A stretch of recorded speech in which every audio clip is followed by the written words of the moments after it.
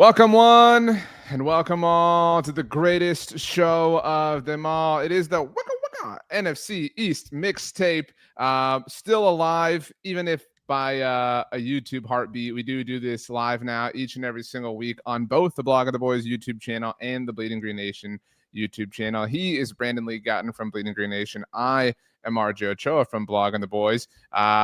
We're glad to be doing this on a weekly basis in any kind of capacity. We don't have any control over the podcast stuff. We keep saying that because we keep getting questions. So there's our disclaimer. BLG, happy week 1 is in the books. Week 2 is in front of us. And sorry to everyone that we're late. It was Brandon's fault.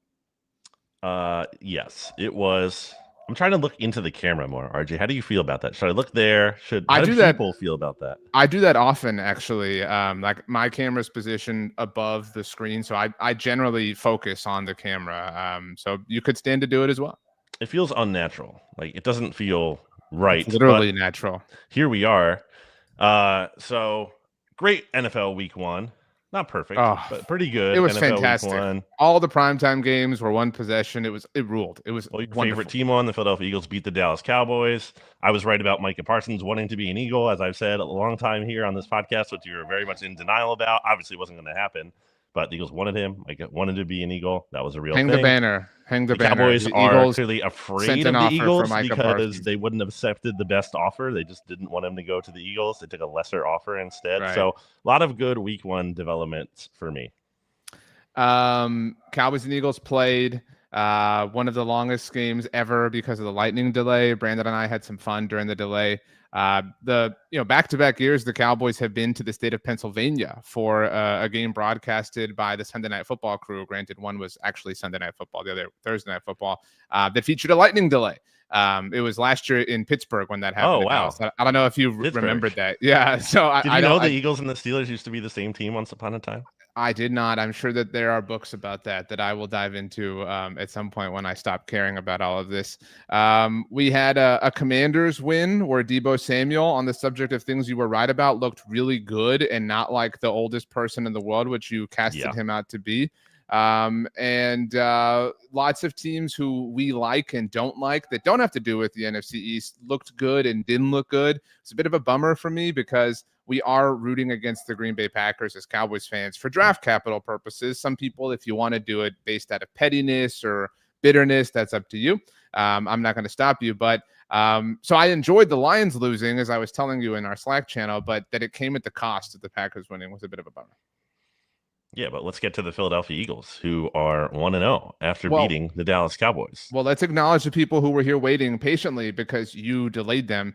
Teddy P said, "Go Birds." Anthony says, "Can't wait to hear how RJ will downplay the loss because he already predicted it to be a loss." It is true that I predicted it to be a loss, but okay. Teddy P adds several 100 emojis. Patrick Brandon says, "It's so awesome to have you guys back doing the podcast. I tried watching just RJ for a while, but someone can only take so much copium. JK RJ usually tell it straight. Usually." Josh says the Jones family sold. Grizz is happy that we're back. Ted took a shot at Jerry Jones, low-hanging fruit. And Tony had a hypothetical comment from Howie Roseman. Says, "Hey, Jerry, what do you want from Micah?" Jerry, "I'm not trading to the Eagles." Howie says, "Okay. Cool. I mean, whatever." You want to go ahead and get to the game? Is that where you want to start? I want to get to what happened kind of almost before the real action of the game gets started. And it was just an crazy environment down there at Lincoln Financial Field. You know, the banner reveal, you have Boys to Men doing the national anthem, did a great job.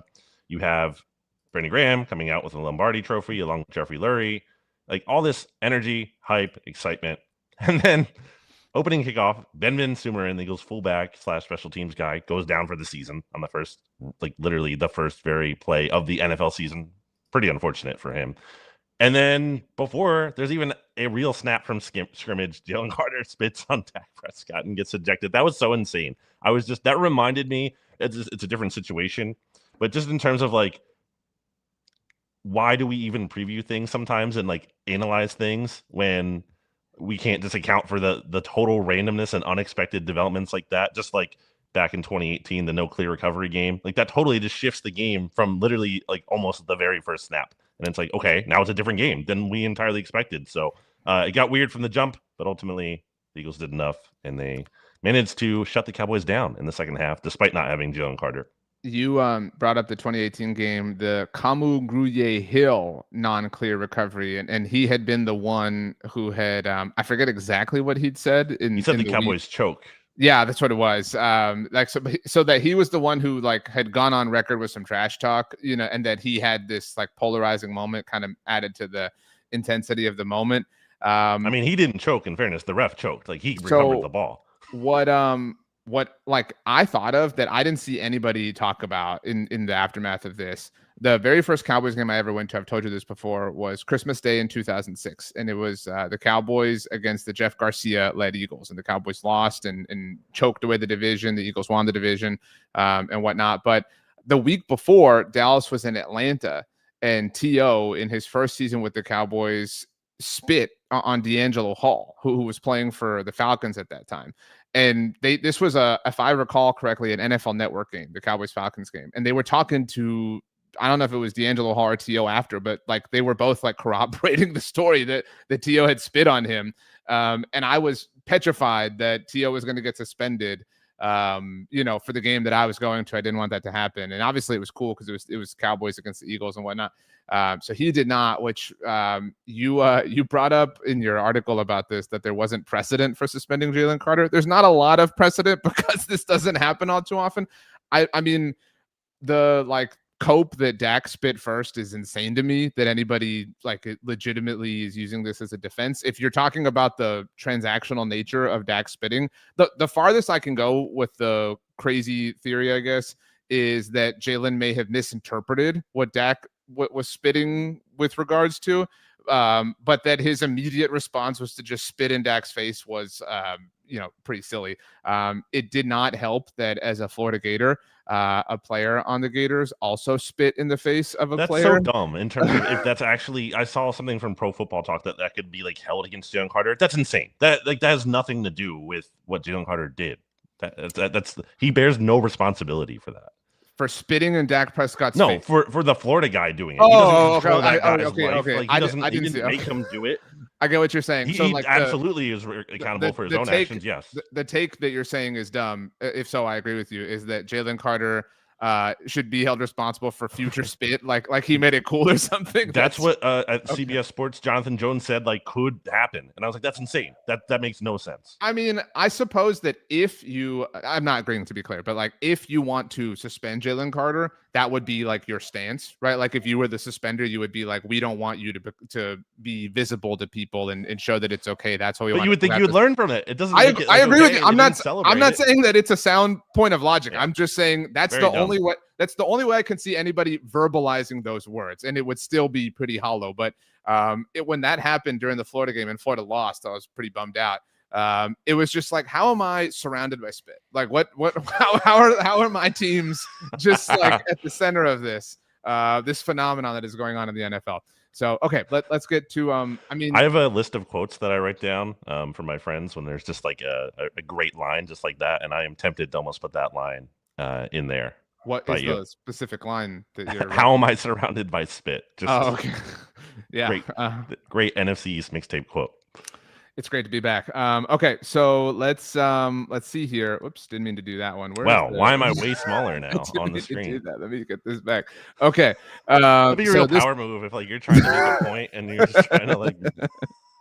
So this was the game. I mean, I'm certainly down to talk about the game. I don't think we have to get to the like intricacies or specifics. It's been, almost a week at this point. My takeaways, I think Jalen Hurts was phenomenal in this game. I think that we've probably moved past the point of like he's a running back playing quarterback. He was outstanding as a runner. This was one of the best games I've ever seen Jalen Hurts play as a runner. The clear Cowboys takeaway is CeeDee Lamb and the drops, and it's easy to, if he hadn't made these drops, whatever the case may be. I would also offer that I posted this on Instagram and I got some people like in my mentions about it and on TikTok as well. I think the delay, the best way that I have found it to say this is I think Dallas's best chance of winning was without the delay. The delay clearly cooled both teams off. And I think that the Eagles are better, maybe the best team in the NFL, at adjusting and adapting to weird circumstances like that. Like in this case, what happened to be everybody cooling off. So I don't know that I fully believe Dallas wins without the delay, but that was definitely their best chance. That's a nice softening from what I saw in blogging on the boys. We're like, the Cowboys win if there's no delay. You didn't see that. That wasn't I did exactly see what it. we said. Okay. So, Eagles win. Jalen Hurts was great, as you said. Something that needs to kind of like be contextualized here from, I guess, maybe a national standpoint or local as well. This was a weird game in terms of possessions. There were only 5 possessions by the end of the third quarter. That is an insanely low number of possessions. For example, I look back at week 1 last year when the Eagles played the Packers. There were 9 possessions by the end of the third quarter. Usually there's like about 10 or so a game. So the fact that it was a low possession game, and then I'm seeing these screenshots afterwards, like, oh, we only had 150 yards passing or whatever. It's like, that's kind of. Did you watch the game? Because clearly he was making winning plays if you were I think watching. winning plays is the best way to put it. I don't know that he was making winning throws. I don't know that you care if you're an Eagles fan, whether it's coming by, land or by air, but it was a matter of like every 3rd and 6 or whatever, like anything in that range. I think he had 5 first down runs, which is a lot. That's what I'm saying. Like it was a matter of like, and that's why like call it cope, whatever, gives you your jollies. Like the Cowboys lost and that's a bummer, but it was really encouraging how if this had been, the Lions, which is easy to say right now. You hate the Lions. No, but okay, like if this had been the Bengals, I think the Cowboys win. It was truly Jalen Hurts' mobility that was the difference maker, I think, because the Cowboys kept getting the Eagles in these situations that particular skill set kept. I don't even want to say bailing them out of, but getting them out of. And so you're right. Like it was a very efficient game. There were scores from every possession up until the Miles Sanders fumble. And while that wasn't a score, it did obviously go deep into Philly territory. I did want to say something about that. I think the true flap of the butterfly's wings wasn't the Sanders fumble, but it was, and I tweeted this in the moment, so you can freak out or whatever. But I did not think that was a penalty on Reed Blankenship. I thought that was just a bang play. Like it's one of those like, what do you expect me to do type things. It's just like the result of it. It's like, oh, that looked like a bad hit. So exactly. It's a penalty. Like, I don't think it was malicious. I know that penalties can exist without malice or anything. But if that penalty isn't called, it's 4th and whatever it was, 20, and Dallas kicks the field goal, and then there's the delay or whatever. And I do wonder if it's 24-23. On any of the ensuing Dallas offensive possessions after the delay, if things are different, like if all they need is a field goal as opposed to a touchdown, whatever. But that to me is what changed it, because the fact that it was a penalty gave Dallas a new set of downs, and it was the very next play on first down when Miles Sanders fumbled. Certainly a big swing. Not the first time Miles Sanders has fumbled. I'll tell you that. You kind of did really get to see the best and worst of Miles Sanders. He can break off a big run sometimes. He also has some fumbling issues. So you got to see that. Eagles benefit from that. Also, a good play by the defense, not just bad, ball protection by Miles Sanders. Jahad Campbell looks like he's pretty good. That Jahad Campbell rep where he broke up that Dak Prescott pass up the seam, like way down the field. That rep, like that's the most memorable rep from this game. I think that I will take away just because, like, that's crazy. Like you just don't see off-ball linebackers able to do that so well. My biggest Eagles takeaway was that Jalen Hurts' running is maybe the best it's ever been. Like the tenor of it, if that makes sense. I don't know that he's faster than he's ever been or anything like that, but his feel for when and how it's necessary is maybe at the highest level that's ever been. I know his career isn't like, oh, Brandon is lost. I don't know what's going on with Brandon's internet. He seems to be having issues. We were late, as mentioned, to start because Brandon was going to be having, I think, some work done in his area, and there may or may not have been a power issue that was going to be happening. You're back. Did the power go out? No, this is the Wi-Fi. I was having some connection issues. Change your audio settings because your audio is coming in through your computer, not the microphone. So, man, I'm just carrying BLG as always here on the mixtape. Yeah, it's a chaotic setup for me today. So what I was saying was that my biggest Eagles takeaway was that Jalen Hurts seems to have the best feel for when and how to run that he's ever had. And I was saying when you left that his career isn't like 10 years long or anything, but that's impressive. What was your biggest Cowboys takeaway? Well, real quick on Jalen Hurts, one thing I wanted to add is I thought it was really impressive how him and the offense responded to that disastrous start to the game because Jaylen Carter gets ejected. The Cowboys go and score a touchdown. That offense goes 3 and out there, like that's a really bad spot. Like that's a really bad feel at that point. They didn't. They were really poised, and they kept matching the Cowboys scoring drives early on. They had scored on 4 of their first drives in this game, so another point to Hurts. My biggest Cowboys takeaway, I don't know. Like, I don't really feel that much different about them. I think the fact that Dak Prescott looked better than he did certainly when he was struggling last year before he even got hurt is better than not seeing that. I still think that defense can be had. They're shaky there. Um, I think the offensive line played better than I expected. So I don't know how much of that is I believe in that unit versus how much the Eagles pass rush kind of a problem there. They didn't have a sack, although Jordan Davis came close a couple times, and they had one quarterback hit the whole game. Like, one quarterback hit is not going to cut it. So I don't massively change my opinion on the Cowboys from this game. On the Cowboys side of things, I think the offensive line played really well relative to expectation just because they're so green and raw. It is absolutely worth mentioning that Jaylen Carter is taken away before they ever have to play a legitimate snap. And so that context certainly matters. It will be interesting to see. And I know we'll get into this in a little bit. Dallas up against New York. Maybe their defensive front isn't exactly what we thought it was going to be. Nobody's here to overreact after a single game. Dak did. I mean, I blamed the offense as a whole. They had 3 possessions in the second half or after the delay, and all had an opportunity to take the lead. And you certainly, I think the top of the blame is CeeDee Lamb, Jake Ferguson, Luke Schoonmaker, these big time drops. But you have a chance to win the game. You hold the ball 3 different times. Like, that was the thing. Like, after the first stop, coming out of the delay, was a matter of like, holy crap. And there was all this pressure. And that's how it's always felt in recent history. I would say the Nick Sirianni era. Against the Eagles, like, you have to capitalize right now because you're not going to get another chance. And then they got a second chance, and it was a matter of, oh my gosh, like, you better capitalize now because you're definitely not going to get a third. And then to get the third was just kind of this miracle. And so to not be able to cash in was frustrating. And that's why, like I said, I do wonder how it would have felt if they'd been trailing 24-23 as a result of the non-penalty on Reed Blankenship or whatever. But I mean, they lost. It was encouraging. If I was encouraged by anything, it was the, kind of way Brian Schottenheimer handled the game. I felt like, the Cowboys have a lot of self-induced drama, and it does feel like a lot of people are, call it what you want, but, starting to blame Micah more and more. And some of that's just the way these things go. But they had a lot of drama for a long time. And so I felt that Brian Schottenheimer, the head coach, had his team prepared. I mean, had his team ready to go into Philadelphia on banner night, whatever, blah, blah, blah. And they contended. And Brian Schottenheimer, the offensive play caller, the offense up to the delay, not taking anything away from the Eagles, looked really efficient, looked really fluid. And the biggest warts on it were mistakes that the players made. So it's encouraging, I think, that the head coach and offensive play caller feels like a strength of this team. I don't know that we had reason to believe that other than hope prior to Thursday.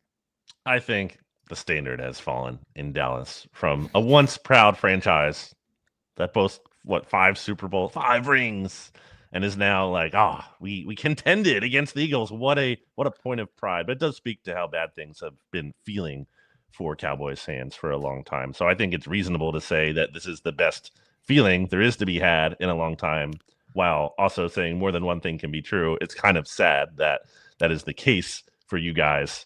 Another thing on the Eagles, my big picture kind of takeaway from this game is that it's week 1. And I think a lot of times you can say a win is a win as a cope for not playing well. But the fact that you lost Jaylen Carter, and it's not only not having him there, it's like, it's a different story if the Eagles were going to go into the game, knowing they weren't going to have him. Like, because then you adjust your plan. You can do things different. You can have an extra defensive tackle up to handle that rotation. Like, that's obviously not the case here. And that's his fault. Certainly, again, he wears that blame, but it's not the team's fault. Like, I don't really know what they could have done differently. And I don't expect that to be an issue moving forward. And the bottom line is, I don't think the Eagles played their A game, but they also didn't have Jaylen Carter. And they also, for whatever reason, weren't incorporating A.J. Brown. And I'm not really worried about those things being big problems moving forward. And the quarterback did play well. And I think that's a pretty good sign. That does portend something over the long term. So overall, I think they have a lot of work to do, but I feel pretty solid about them.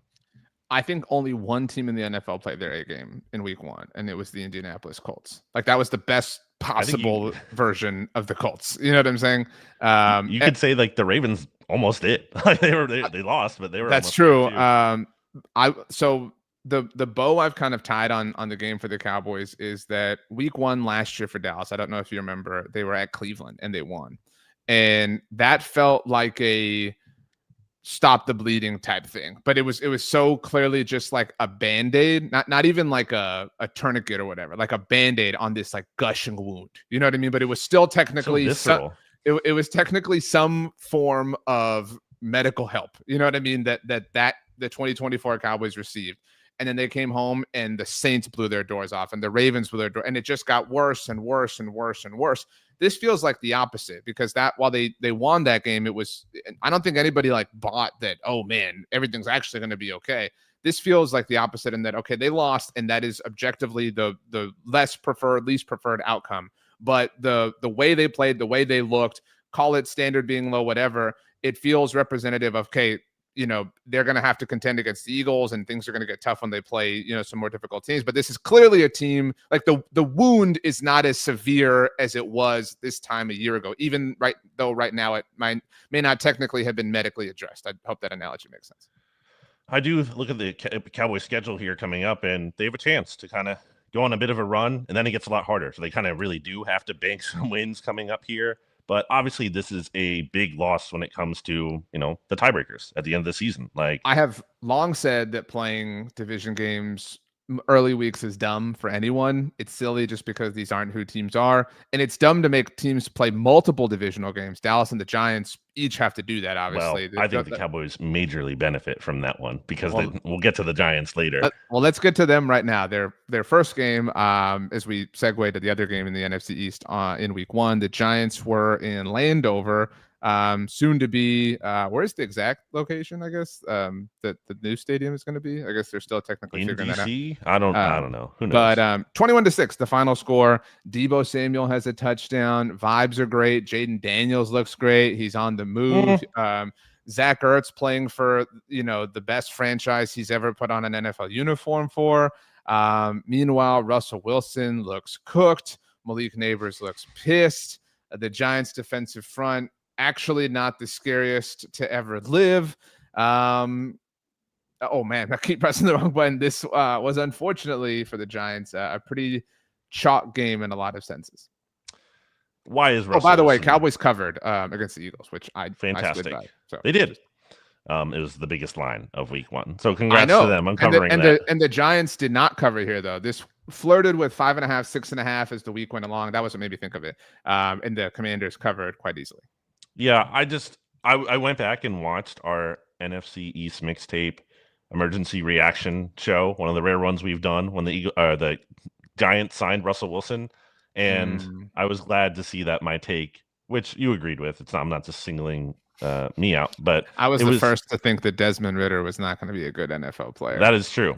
And it's just like, why did the Giants sign Russ? It made no sense, because you already had Jameis. Like, Jameis is a totally fine bridge quarterback that you signed for, I think it's like 2 years, $8 million total, $4 million. And Jameis is better for the vibes and locker room and culture and everything. Right. And a guy that you can easily like put out there week 1 if you really want to do that, and then you can easily bench him and put Jackson Dart, or at the time they didn't have Dart, but whoever you want to put in. But it was known they were going to have somebody, right? And you had Tommy DeVito, who, like, you didn't need to cut. Like, it's totally fine as your third quarterback. Like, you could have Jameis, Tommy DeVito, and then rookie that, you know, they should have drafted, and they did. And I give them credit for finally taking a chance on a rookie quarterback. They needed to do that.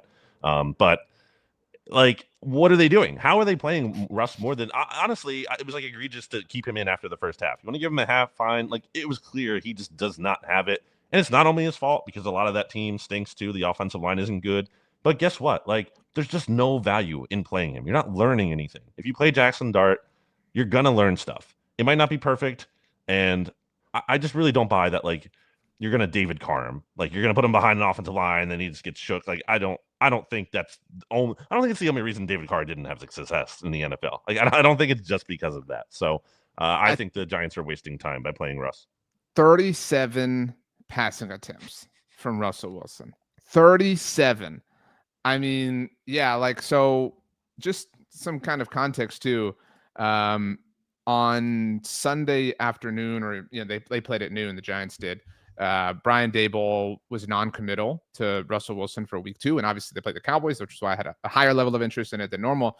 So I had written this post and I had to change it because on Monday, you know, they announced that Russell was going to be starting. But as I was writing it, I on one hand, you know, kind of had these multiple conversations with myself saying, like, this is crazy to even be considering this after week 1. And then I was, you know, kind of telling myself, no, it's not. Like, this is insane. Like, you've already, like even to your point, like even if you were like, well, let's just see, you've seen enough. You know what I mean? There's just nothing. What's there to see? And all you're doing is pissing off Malik Neighbors. You're probably pissing off Kayvon Thibodeau, although I don't know that opinion should highly matter to you. You're probably pissing off Abdul Carter. You're definitely pissing off the Giants fandom. Every TikTok I saw from Giants fans and creators was like, they got us again. Was like, we were stupid enough to buy in and believe. And you're going to trot Russell out.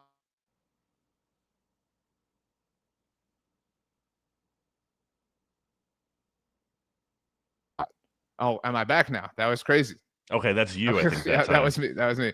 I think we're both going to pick the Cowboys to beat the Giants. They're 4.5-point favorites at this point in time. I don't know what that line would be with Jackson Dart, but what if he won? What if you won that game with Jackson Dart? It would be, I mean, literally the most meaningful Giants win since like what? 2000, since the pre-Daniel Jones era. 16? Yeah, I would say since that was their last playoff appearance, was 2016. Or no, it wasn't. Right. But the last, super foundationally strong year, they had that 2022 year. And right now, it doesn't help you that Daniel Jones looks awesome, right? Like right now, you look like the team. I have long said that the Saquon stuff has got it. It just became about dunking on the Giants. But that being said, Saquon has done what he's done. That's well established at this point in time. Daniel Jones looks great with the Colts, a team who I have many a time dragged for how they approach the quarterback position. And you're going to trot out Russell Wilson? Like at least Jameis, you're liable or you have the potential to pull out. Jameis has the potential for lightning in a bottle. Well, and he's cheap. You paid $10 million, $10.5 million. That's a waste of money. You could use that money to roll over. Like, why did you need to pay him that money? And I mean, you brought up the David Carr thing, and nothing is apples to apples. But I don't know how you can watch Monday night's game and feel like, dude, we should totally sit Jackson Dart. You know what I mean? And right. I recognize Caleb Williams was on the other side of JJ McCarthy, but like, why not, man? Or Jaden Daniels last year. No one thought Jaden Daniels in this game. Amazing. Yeah, Jaden Daniels in this game. Like the best way to put it is you're not learning anything. You're just wasting time. You're burning calories. You're just aging. That's all you're doing by doing the Russell Wilson thing. I'm very grateful for it as a Cowboys fan because it allows the opportunity for Dallas seemingly to get to 1-1 and establish some good vibes and whatnot. But man, like this stinks. This is dumb. Yeah, it is funny to like talk about it how we do with the level of frustration that we have. Like we both are fully on board for this happening when it comes to the Eagles and Cowboys perspectives, but just from like a football sanity, not even a football, just like life sanity, human sanity. It just makes no sense. And they need to win. They're in theory, they're on the hot seat. Like, so why would you go with Russell Wilson? How could you think that's your best chance to win? How could you not think that, okay, this rookie who looks really good in the preseason and has upside, like maybe that guy can do some special things and actually make some plays and at least inspire some confidence here. We wound up talking about the Giants first, which violates our divisional order thing. Some of this was that the four teams had 2 games amongst each other, but like, okay, so where is the Jackson Dart? We always try to identify the like, okay, this is your lull to get him in to get him in as a starter. I don't know what the Giants think of the Cowboys. I think that a lot of people are probably feeling like, okay, they're solid, decent team here. Okay, so fine. If Dallas isn't a quote unquote bad enough team for you to trot Jackson Dart out right now, it's definitely not Kansas City. Who knows what the Chargers look like next week, but I don't think it's them either. Maybe at New Orleans, is that you're going to just waste a month? Is that your plan? And if not New Orleans, I mean, every single one of these on the short week. Yeah, you're not going to do it on the short week against the Eagles, and certainly against what we expect to be a better defensive front at that point in time. Denver's got an amazing defensive front. At Philadelphia, you're not going to do, obviously. Maybe San Francisco. I mean, No, he's not going to last. Russ is not going to last that long. They're going to. I think it's going to be. I mean, it should be like during this week 2 game. It has to be this game. If it's not, and it's not going to be now. But, I mean, it has to be this game at New Orleans. If Brian Daboll has not benched Russell Wilson by this game, by the first week of October, you fire Brian Daboll. And I just don't think they're going to make his debut on the road. Like I think they would want that to be a home thing. So then who's the home game? Because it's Kansas City. I think the Chiefs could be the spot. I mean, it's a national. That's what, Sunday night football game there. Yeah. Yeah. So I think national spot, some excitement.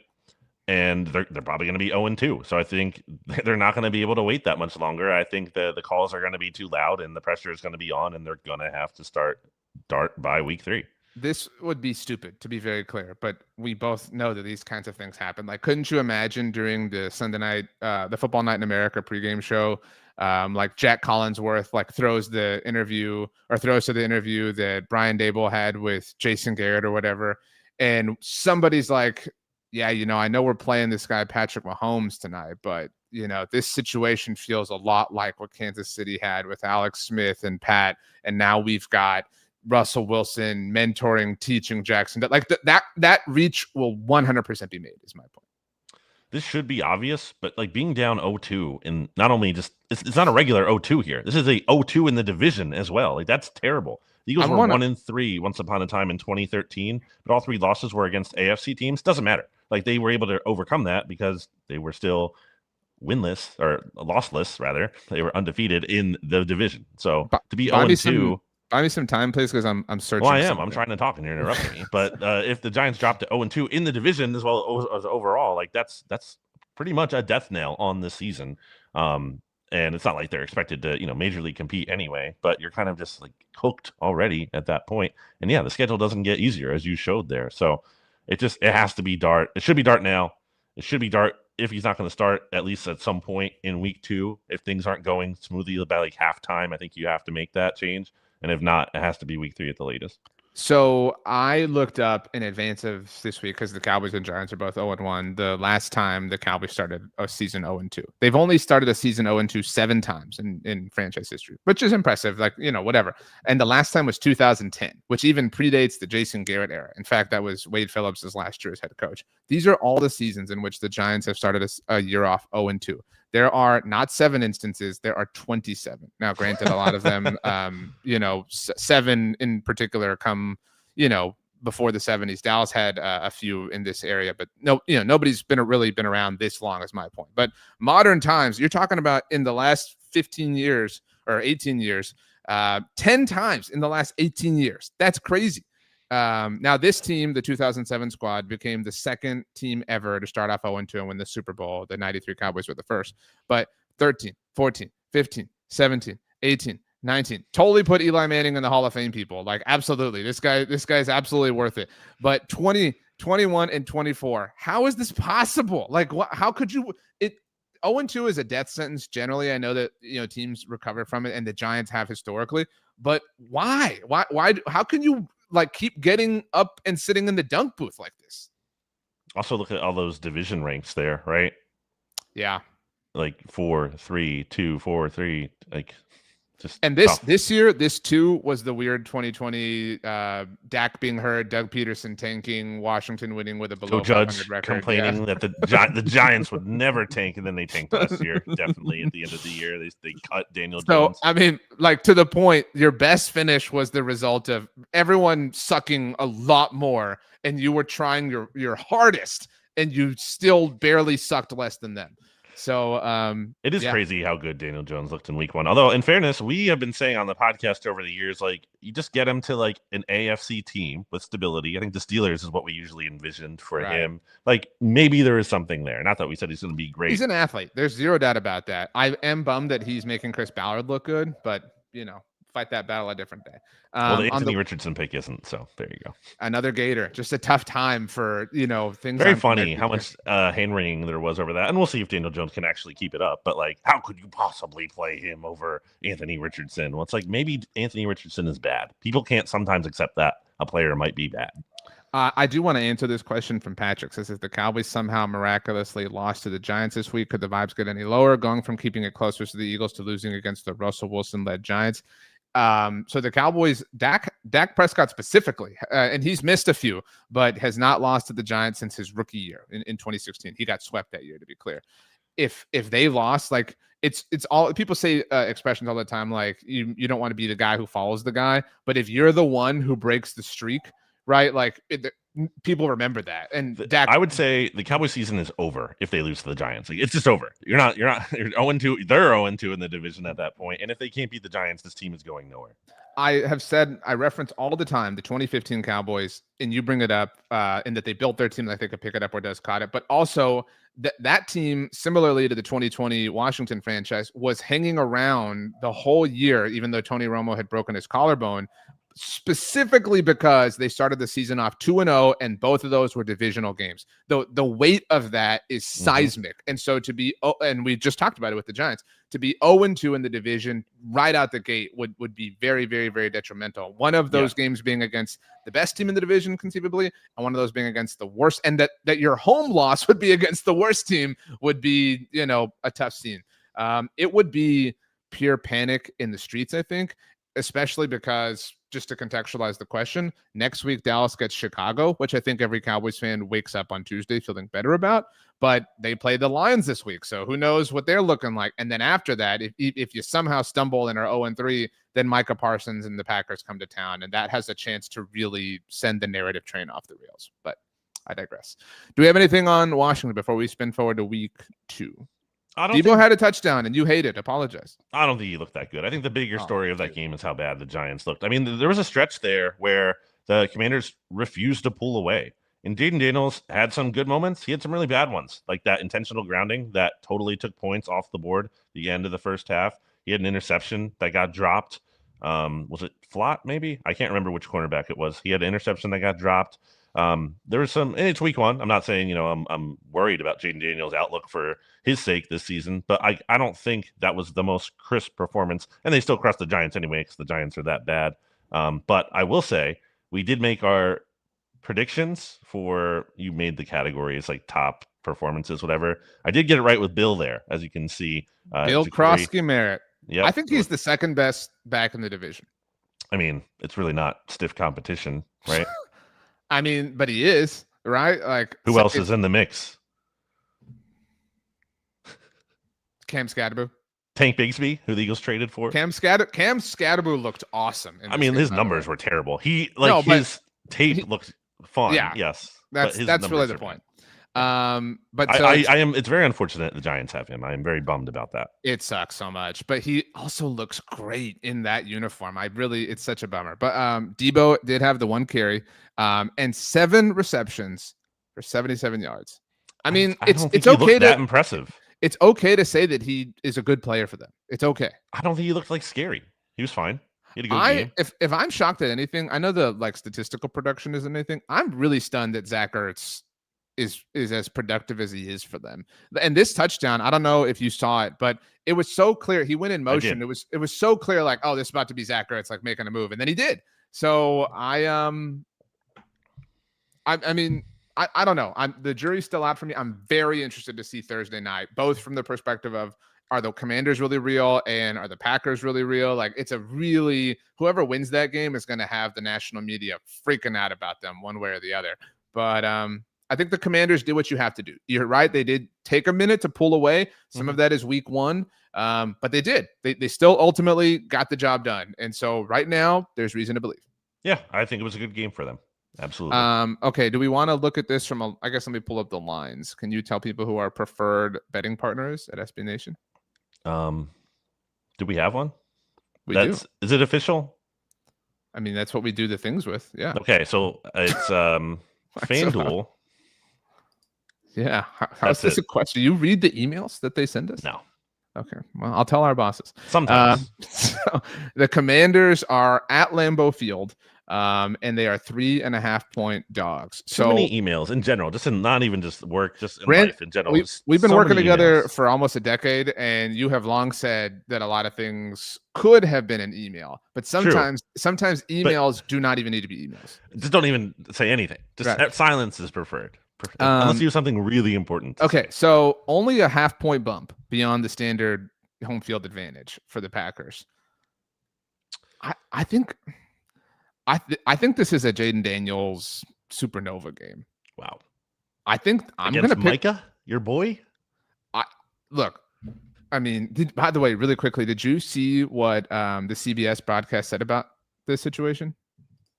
What do you mean? So on Sunday, when the Packers were playing the Lions, it was a CBS game, and they were talking about the trade because obviously, And Jim Nantz and Tony Romo said that in production meetings this past week or last week, that Dan Campbell was almost more upset. I see we have an in-studio audience, by the way. Is that the photographer extraordinaire? It's not Holden. It's Elizabeth. I know. Hello, Elizabeth. She's documenting this. Don't be sorry. You're like just barely in. No. Okay. Just be in frame. So anyway, they were saying that in production meetings that Dan Campbell was almost, these were their words, almost more relieved that Kenny Clark was out of the NFC North than worried that Micah Parsons was in it. The conversation was clearly meant to, praise Kenny Clark and be kind and whatnot, but that was how they worded it. I'm just relaying the information to you. Come on. I mean, it's just that's just not true. That's just not a real. I'm just telling you what they said. I'm just telling. So no rational person would say that. Your beef is with Dan Campbell, not with me. So you could be the biggest Kenny Clark fan in the world. Come on. I mean, some of it was that Dan Campbell's perspective was that the Lions feel more confident in their tackles than they do their guards. So I mean, there's some personal logic to it, I suppose. Again, I'm just relaying the information. But back to this game, I'm going to pick the Commanders. I think they're going to win. I feel it's going to come down to that, to what you said, Jaden Daniels versus Micah Parsons. And I'm not someone who believes, you can run at Micah, whatever. And we're all Micah'd out on the Cowboys side of things. But I mean, Jaden Daniels presents a problem for anyone, not Micah Parsons. And so this could be like a massive Jaden Daniels rushing game. I like the Packers here. I think they're the second best team in the NFC behind the Eagles at number 1. I think they have a chance to overtake the Eagles. Jordan Love looked really good, I thought. He looked awesome. Yeah. And I think back to last year, he got hurt in week 1 last year. Like, he didn't miss a ton of time. He still played. But, sometimes you have those injuries that kind of just linger through the whole season, and you're just not totally right. And I think he looks more right now. And, getting Micah, who is only going to have a bigger role in this defense as the season goes on, should, in theory, be more effective because of that, as opposed to just, being limited there. Already against what I think, as a flawed Lions team, especially the offensive line. But I don't think I don't think the story of week 1, though, that game was, to me, in the way that I thought the story of the Giants-Commanders game was more about the Giants are just total trash again. I think the story of the Packers-Lions game was that the Packers look really, really good. And the Lions have their own issues, and that is certainly a problem for them. But I don't think it was just like, the Lions sucked and the Packers benefited from that. I think the Packers look really good. They're the youngest team in the NFL. I think they're on the upward trajectory, and I think they beat this Commanders team. It's the youngest team versus the oldest team in the NFL. The Packers were going to smash whoever they played in week 1. Like, the vibes were all-time high for it being at Lambeau. Like, whoever they played was just simply a sacrifice to football. You know what I mean? Like, it was just that kind of game. I agree with you that Jordan Love played really well. I did see a tweet that was like, it remains a mystery to me how we don't talk about Jordan Love as among the best young quarterbacks in the NFL. It's like, I think people do. I think people have actually done that too much relative to what he's proven to this point. He has had enormous moments, but nothing has been sustained. I don't think he's trash by any measure, but I mean, it's a matter of like, okay, let's see it top to bottom. And last year, you didn't beat any real dogs. You didn't beat any real top teams. Like, let's see you do that. That's kind of our question at this point in time. And this would be a big statement, even though it's at home, short week and all that jazz. I think it would be a big deal. Also, sidebar, I thought about this last year. Saquon just absorbed all the attention when it came to, best running back acquisitions. We don't talk enough about Josh Jacobs joining the Packers. And to that point, Aaron Jones joining the Vikings. Like, both of those were great veteran acquisitions by those teams that weren't on the Saquon level because nothing else was, but they were really solid moves for both teams in that instance. Yeah. I mean, not a Vikings kind of podcast, but I do think that I was thinking about that last night. Like, players in Aaron Jones' position who got he get cut by the Packers. Yep, and then cut, and not in favor for like the young rookie, but in favor for a fellow, washed veteran or whatever. Typically, that's like a big red flag. And that player, maybe they like have one little last gasp there, but they don't have like sustained success the way that Aaron Jones has. So, I mean, he was really a fun player in his prime for the Packers, certainly when he was torturing the Cowboys. And then, I liked the Josh Jacobs pickup a lot last year at the time for the Packers, and it has been a good one for them. And it's just a team that I think, again, very much in contention for the number 1 seed in this conference. So we're split. I'm taking my points, though, to be clear. And I'm giving the points, correct. Okay. I do think Washington wins straight up, but for the purposes of the exercise, I'm taking the points. I appreciate you laying them. So as we get to the Cowboys line, by the way, this is a suspicious line. This Lions 5.5. The Bears did not look great, but the Lions look. I am not feeling good about Caleb Williams for sure. Oh, but I mean, even in spite of that, my point is like 5.5 is a lot. It is a lot. So, but whatever. That being said, Dallas, I looked at this before the Sunday games, and Dallas was a 3-point home favorite. What a steal. That grew to 4.5 as of Sunday evening, once the week 2 lines had come out. And as you can see now, it's at 5.5. So you're right. If you'd gotten it at 3, congratulations to you. I don't know what this is a result of. It's not like, they moved from Russell to Jackson Dart and you would get that rookie quarterback movement or something like that. Maybe this is some confidence and favor in the Cowboys, but 5.5, the Dallas Cowboys at home against the Giants.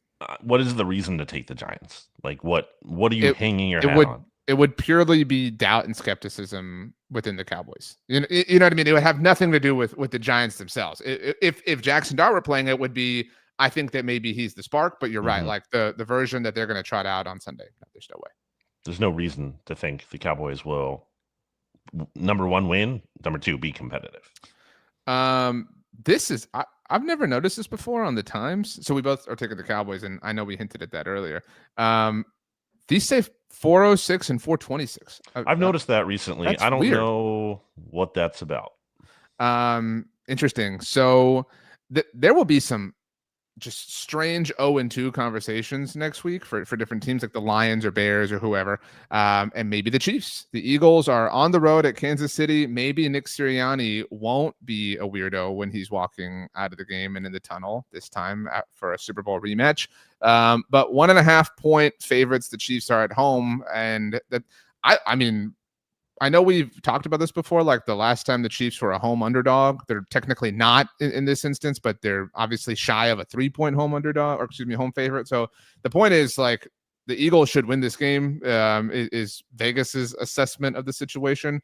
And I'm going to take them. I'm going to take the Eagles. I'm going to lay the 1.5, even though it's the Chiefs, even though it's at Arrowhead. Yeah, I don't think you're trolling. I think I don't know if you're being serious or not. No, I'm serious.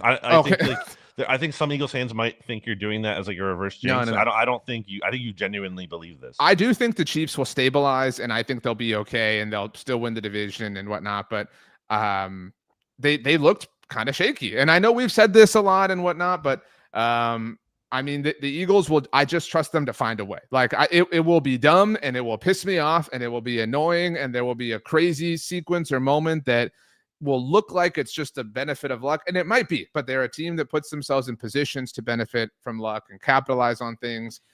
So it's sort of premeditated luck, if that makes sense.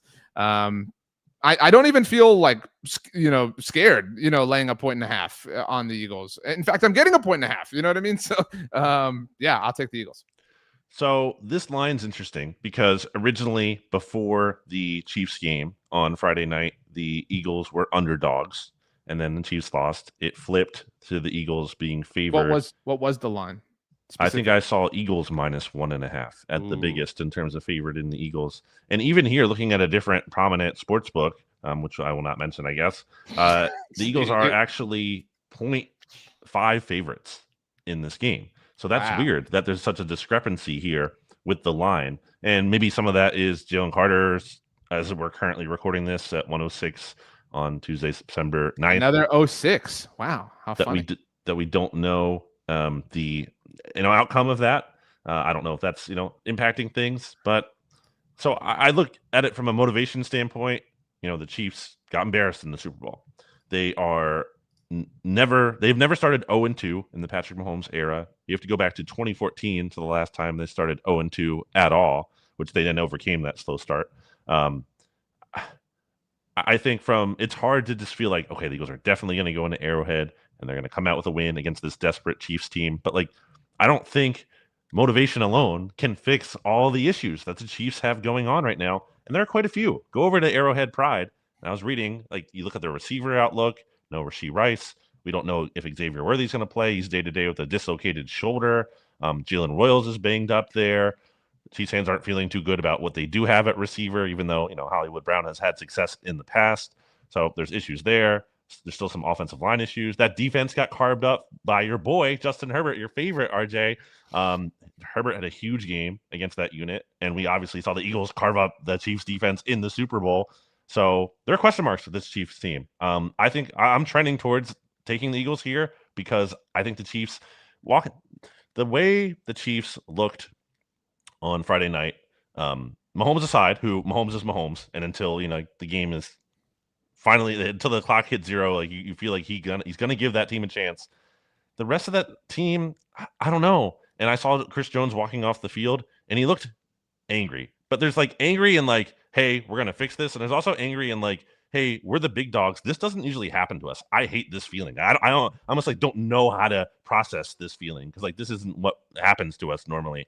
And I almost wonder if it's more of the latter there, and if this team, which has been a front runner, kind of gets like punched in the mouth, and they kind of like don't know how to respond to it and can't handle it, which really isn't the case of Andy Reid over the course of his career. But I'm not feeling vibes wise great about the Chiefs right now. A lot of things here. One, if Jaylen Carter is suspended, I don't think it will be more than a game. I think that, right? Like if you had to, if I told you he's definitely getting suspended, you would say, okay, and then it's going to be. It would be insane if he gets suspended for what would be effectively 2 games. So yes, so anything more would right. be So it would be unconscionable. In my mind, it would be a single game. And I bring this up to say, if he were to hypothetically get suspended, the outcry of the NFL is fixed for the Chiefs would be insane. Like it would be, oh, of course, because I thought of that because you brought up the line may be somewhat dependent on him, playing or being suspended or whatever. But that would be a lot. On the subject of Chiefs coverage, there were a lot of things I saw that were the clip of Taylor Swift hyping up Xavier Worthy and then immediately spliced with Travis Kelce taking him out. Wow. The internet can be pretty intense sometimes. You asked this question about the Giants. Like the answer is clearly Patrick Mahomes. But what would you be betting on with the Chiefs right now? Like what are you hanging your hat on? Yes, Patrick Mahomes makes sense to hang your hat on, and that's understandable. That's not flawless. It's a pretty big thing. Well, yeah, you will win more often than not doing things that way. But you're right. Like their receiver room and options are really, really, really poor. In fact, the most like talked about thing all week so far has been they need to trade for Tyreek Hill. And so, I mean, I'm in no way counting on Patrick Mahomes, but the Eagles just have such a higher floor. And I think if they played this game 100 times, I think the Eagles probably win, I don't know, 60 to 65 of them. And that's why I think I'm taking the Eagles here. But I certainly would not be shocked if the Chiefs find a way to do it. But I mean that, and look, I killed the line with the Eagles last week, and I was right. I thought it was ridiculous that they were such big favorites against the Cowboys. But we say a lot that you can definitely use lines as context, and that Kansas City isn't even a 3-point favorite at home is quite telling in my mind. So my last point was to your I think there's fatigue for the Chiefs. I was reminded of this more so than ever in the aftermath of the Cowboys Netflix documentary, but all the players from the core players from the 90s dynasty have long said that third one they won in 95, that it was like not even fun, that it was just when they won it was relief. It was like, oh my gosh, like at a certain point, and the Chiefs have proven to be remarkable, and I don't think anybody feels bad for them, but it wears on you being the hunted and being the top dog and being the one and like absorbing everybody's full and total attention. And the 90s Cowboys, for as much attention as they dealt with, didn't have the most famous person in the world, connected to them and one of their, star players. So I can understand if they just want to lay on the ground a little while and take a few breaths, is maybe what I'm saying. And being the Super Bowl loser like that, we saw that with the 49ers last year. We saw that the Eagles in 2023. Like that takes a toll. The Chiefs themselves, I mean. They didn't even make it back the next year. Exactly. That takes a toll. So I think that's absolutely a factor here as well. And maybe even exacerbated by the fact that you were on the doorstep of three-peat. You were so close to doing this historic thing that, it's a big kind of withdrawal after that. And it's like, dang, we were right there. And now we probably won't get that chance again. Or if we do, it's going to take like a lot of things before we get even in a position to have a chance at that again. So I definitely think that takes a toll. I agree with you in terms of like, I think ultimately even if they do start 0-2, they can like weather that and course correct and rebound there. Maybe not win the division. We'll see, depending how good the Chargers are. And I do think the division is maybe a bit tougher this year than it has been for them. So I don't know, but that's not really our concern. But I do think they're kind of bound for a slow start here. All right, so we're both taking the Chiefs. I'm going to give you a chance to flip your Cowboys. I'm Eagles. sorry, both taking the Eagles. I'm going to give you a chance to flip your Cowboys pick because this was not out when we made the pick. Wow. Are you ready? Russell Wilson tweeted mentally tough. So do you want to switch? No. Are you sure? Yes. This doesn't change your mind. You feel confident laying 5.5 points on the Cowboys? No, because if it's true and he starts, I will change it if Dak, he's mentally tough, Brandon. If this means he's getting benched, I would change it if Jackson Dart plays. Probably. I didn't even think about it that way. That's what I thought you were getting at. I thought you were saying no. You were just trolling. I was just having fun. I thought you meant like this might be like, him doing this because he got told he was benched or something. But I don't think that's the case. That would be really messy if on Sunday Brian Dable said, I don't know who I'm going to start. Or he didn't directly say that, but he intimated it at least. And then on Monday he came out and said Russell's going to start. And then for him on Tuesday to say, actually, Jackson Dart's going to start. On-field success aside, that would be an enormously red flag for Brian Dable as a leader, in my opinion. Can't rule it out. Okay. Anything else to get to before songs? I know we did our team or whatever prediction thing last week. Maybe that dies. Maybe that was a week one thing. Sure. Are you ready for a song then? Let's hear it. So I saw this. I've mentioned TikTok a few times. Not an ad for TikTok, but I had never heard this Fall Out Boy song before. And it's very old, don't get me wrong, and it's very popular. I just hadn't heard it. I also have my wife gets onto me for this all the time. I have a horrible habit of not absorbing song lyrics. You know what I mean? Like I'll like be singing like kind of mindlessly, and she'll be like, that's really a horrible message, or whatever. And it's just kind of like wafting over me. Like I think a lot of people do that with music. Yeah. I've never really, been someone who I love music, but I've never like connected with lyrics or anything like this. Not my thing. I admire people who do. So that being said, this Fall Out Boy song is called Headfirst Slide into Cooperstown, I believe. Cooperstown on a Bad Bet. Headfirst Slide into Cooperstown on a Bad Bet. It's from the Folly Doe album. So nice. Yeah, I haven't listened to Fall Out Boy in a while, but always a banger. I feel like when you just hear a Fall Out Boy song, you're like, yeah, absolutely. I saw. Well, so my algorithm got contaminated because I watched one person singing Helena by My Chemical Romance, like doing the acting it out, and I had forgotten all about that song. And so then I got all these like pop punk TikToks for like 4 weeks, and this popped up, and there's just every TikTok is people singing or lip syncing the lyrics quite passionately. And so I looked up the lyrics because of my thing, and I was like, oh, okay, but it is a catchy tune at the very least. That's kind of where I'm coming from.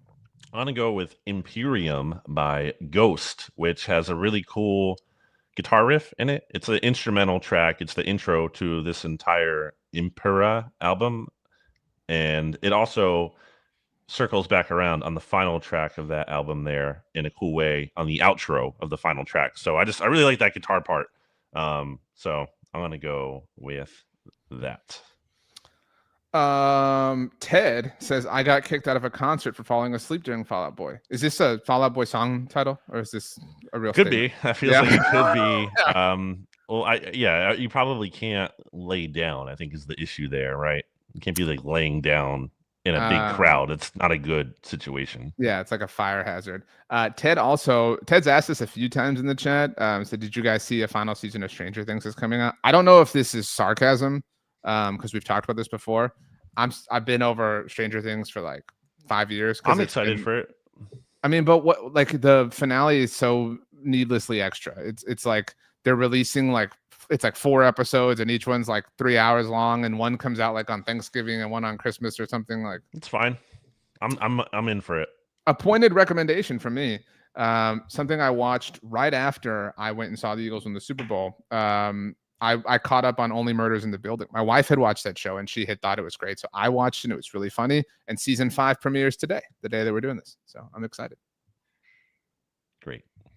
Anything else you want to say? You want to let Liz come back in and say goodbye? Or she doesn't go by Liz. She goes by Elizabeth or E. So, my apologies. I mean, how dare you? People mess up RJ a lot, so I get it. E. Yeah, he is talking trash. I wasn't talking trash. Talking trash. I offered an opportunity to say goodbye to. He's offering an opportunity. Actually, you know what? Goodbye. You know what, Brandon? E needs to add a song because she was on the episode. You know what I'm saying? That's a really good point, RJ. So Elizabeth, you get to pick a song here because we didn't. Here, I'm gonna put the headphones on you too. So you can hear what RJ's saying. I think she knows the bit, but but we do, songs at the end of each episode. Okay. Oh, are you ready? So you have to add a song to the playlist. Hey, bestie. nice to see you again. Oh my God, why didn't you tell Brandon to wipe his screen off? This looks so bad. Do you have any Don't roast my screen in front of the audience? On the subject of visual elements, do you have any more commentary on my complexion? Because you had some a few months ago. Oh, that I said you had good skin? Yeah, I mean, am I keeping? You actually do really have good skin. Like the blood of his enemies. He's using on his face. Okay. Anyways, my song is "Boom Boom Pow" by the Black Eyed Peas. Wow, just came in, just didn't even have to think about it. Just ripped it off. I mean, that's appreciate that. Thank hard you. to beat. That was a great song ad and a great call out by you. Yeah, that's It's a dynamic show. There could be a special guest. You never know. That's the rule. When you were on the mixtape, you Correct. get to add a song to the playlist. And it is this really only relates to you and I, but it is cool, like at some point in 3 years to be like, whatever, listening to the playlist and Boom Boom Pow comes on. You're like, oh, that was the day that, E came in and said RJ had really great complexion and nothing else. And so that's poor Holden. Never officially yet a guest on the NFC East Mixtape, but if Holden can establish a real opinion that isn't based solely on just being the antagonist to all of mine, then we can consider having Holden offer a song or two. But I digress. My last thing I have to say is thanks to everyone for tuning in. Appreciate all of the support that we've had, even though the show has been majorly disrupted. It's good to see that people still have an interest, still care.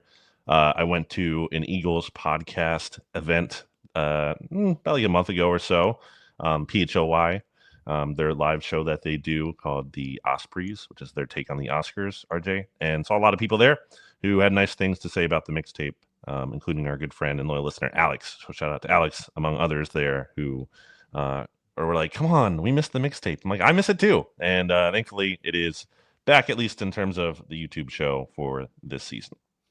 The mixtape is very special, and what is dead may never die, and that includes the mixtape. And so we found a way. We'll continue to try to find alternative ways and extra ways. Hopefully, with some sort of podcast on the horizon. And you had a very nice note to close, and I want to always, I shouted them out last week, but shout out the people that are closely related to the mixtape universe: Rachel Prevet, Steven Serta, Rob Stats Guerrera. We cheer for and root for Michael Kist. We cheer, and Michael Kist doesn't need any extra love and attention. Yeah, I mean, my goodness gracious, Kist is on fire. I rarely get a tweet from Kist now because he's so busy, but I had said something relatively harmless during the Jaylen Carter fiasco, and Kist was like, "Hey, let's calm down. Dak spit first." I'm paraphrasing, but he was getting a little defensive. It was when emotions were running high, to say the least. He's out there. He's still he's not like as engaged, obviously, as he used to be, but that does not mean he is gone. Not with our community. He's very engaged with his own. So shout out to Kist, Rachel, Stats, and Steven. Stats, I haven't checked out his videos like in the last 24 hours, but I bet he has a lot of thoughts on Brock Purdy and George Kittle being hurt. So everybody support them. Sorry for Rachel's Ravens. That was a tough scene on Sunday, but I don't know if that's the best or worst way to lose an NFL game. You know what I mean? Like, best in that you feel really good about your team, but worse in that it's like, holy crap, how did this really happen? So Lamar's an amazing regular season player. I forgot about fantastic regular season player. As we leave, Brandon, how about you tell us your favorite kind of pasta and your favorite kind of sauce to go with it. This is easy. It's gnocchi. I love gnocchi so much. I like a more dense gnocchi, which I recently have come to learn. Apparently, that's not like the highest quality. It's more like the airy is the nicer stuff. I don't care. I like the dense stuff. It's really good. Okay. And sauce, I'm gonna go with like a gorgonzola sauce for that. Only tangentially related here. We used to have a guy who did a show for us, Dave Sturcio, who's from the East Coast, more the New Jersey area, and he would always hype up the dish penne vodka. I've never had it, so yeah. Well, vodka rigatoni too, right? Like you've never had vodka sauce, right? Yeah. So I think you would like it. Okay. Yeah.